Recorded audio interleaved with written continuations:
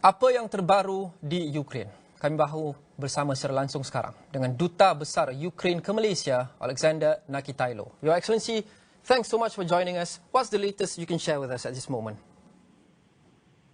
Thank you for having me, Lukman. Let me start by saying that what we are witnessing in Ukraine now is probably one of the biggest hypocrisy that the world witnessed in the 21st century. For many months, we heard the assurance from President Putin, from the Foreign Minister Lavrov, even from Russian ambassador here to Malaysia, that Russia is not going to attack Ukraine.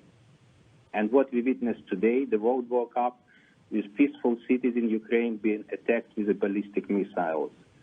It's a tremendous tragedy, and I believe it has to be stopped. So we call upon all the international community not to be indifferent and to say the word. What is happening now, the latest is that Ukrainian armed forces managed to stop the advance of Russian troops from the north, from the south, and from the eastern part of the border. The enemy suffering heavy casualties. So far, we managed to shut down 6 aircraft, 2 helicopters, and few tanks. Your Excellency, is there still hope for this to end diplomatically before troops reach important parts of Ukraine?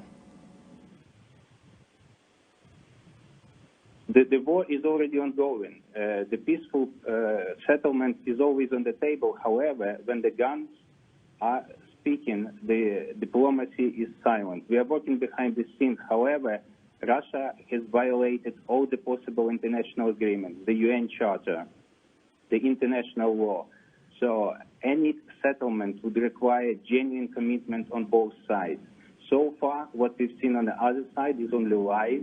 There is no commitment. There is only attempts to undermine the international law.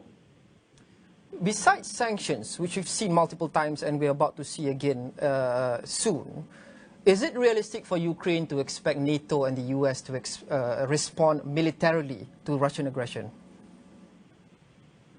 Every country decides for itself. We don't need somebody to fight for us. Ukraine is ready to fight for itself, and we underlined it many times. So far, there is no foreign troops in Ukraine besides for Russian occupying force. Ukrainian armed forces are perfectly capable to resist and to defend our country. However, any help from international community is certainly welcome. Speaking about every country deciding for itself, will Ukraine abandon its intention to join NATO in the future if that is what it takes for this Russian aggression to stop? Ukraine will never allow to make our sovereign choices for us. Ukraine's integration into European Union and NATO is enshrined in our constitution. We would never allow somebody to dictate our choices. Imagine the situation I'm asking you or perhaps the viewers today, that if something is enshrined in Malaysian constitution and the foreign country demands to change a constitution, could you do that? I get your point. Lastly, what are you doing to protect the people of Ukraine, and what's your message to maybe Ukrainians here in Malaysia who are concerned about their family back home? My message to Ukrainians here in Malaysia is to stay calm, to be in touch with your families here in Malaysia and back in Ukraine.